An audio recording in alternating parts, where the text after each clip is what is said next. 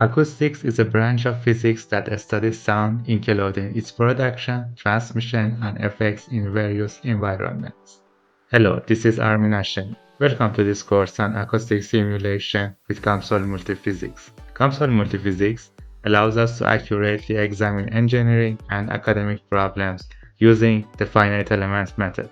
Each model consists of 4 sections: geometry, physics, study, and results. In the geometry section, you can either draw or import an object using tools like sketch, extrude, sweep, and other.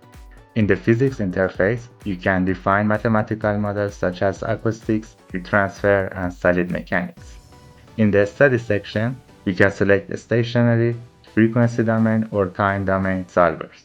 Finally, you can view or export your result in the results section. I've prepared 4 general cases for this course, aimed to beginner to intermediate COMSOL users, to demonstrate how to model common acoustic problems. All cases are common in building acoustic, NVH, and automotive industry. Each case starts with geometric orientation and continues through to the analysis of results.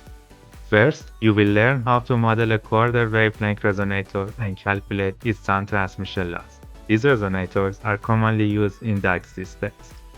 The second model is a muffler. Mufflers are used in all cars, and most of them include perforated buffers. This makes it a highly suitable example for this tutorial. The third example is duct leakage noise, a challenge that many engineers face.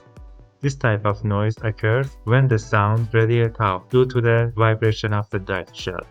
Finally, you will learn how to calculate the near and far field sound of a simple speaker.